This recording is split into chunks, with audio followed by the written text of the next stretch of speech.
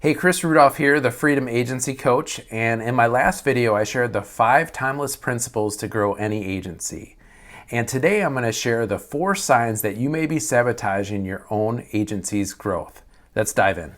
So here are 4 signs you may be sabotaging your own agency's growth. Number 1, sales is just a numbers game. Have you ever heard that? I'm sure you've heard it. Sales leaders and sales coaches say that all the time. And then what's it really implying? It's that if you want to get better results, you got to make more calls and send out more emails. So obviously you need to take action, but I think there's some flawed thinking in this type of approach. One is you're going to really treat that person on the other end of the phone or on the other end of that email like a number. And that's not really with a heart to really build a relationship with. And think about it. If a client is going to work with you, it's a trusted relationship that you need to work together and you need to partner with, because it's not like they just pay the bill and you take care of everything. You need to work together. So people are going to look for someone they really, really trust.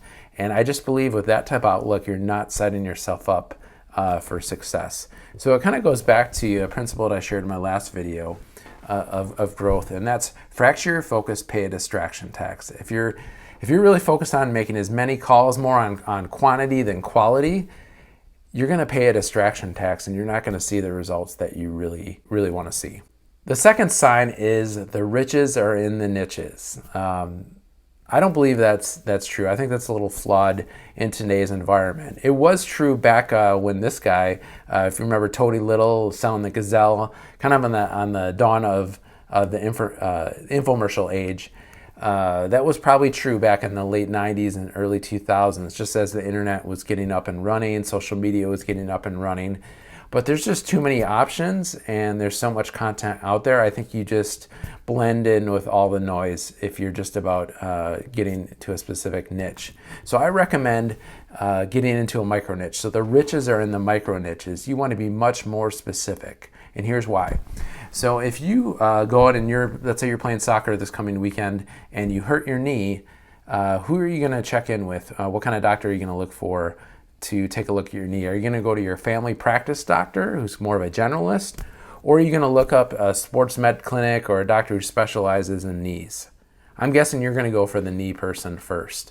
And think about that's what your prospects, the brands who are looking to hire agencies, they're going to look at that the same way.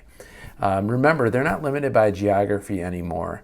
They could hire any agency or freelancer all over the world. Who are they going to look for?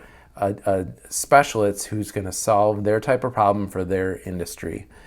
So you got to remember that there's a lot of options out there. We're in a whole world pool of agencies. You want to really niche down into a micro niche.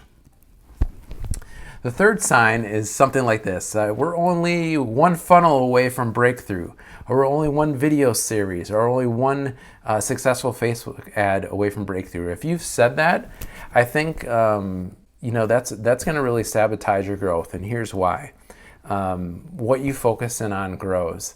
Take some time and evaluate the strategy that you want to use to really grow your agency. But once you do, don't get distracted by shiny objects. Pick one and implement it. And the fourth sign that would sabotage the growth of your agency is something like this. Let's add some of this and a little bit of that and a side of this. It's kind of like, I call it like a marketing buffet approach. So you take a successful tactic here, someone else's tactic here, and another tactic, and you kind of put it on one plate. And I think that's setting yourself up for failure and not being able to, and really sabotage your growth. So I recommend using a proven framework or system, something that's going to get results, that's proven to get results, and you can focus in on, and not try to create your own recipe, recreate the wheel. Use a proven framework. So those are the 4 signs that you want to look for to avoid sabotaging your own agency's growth.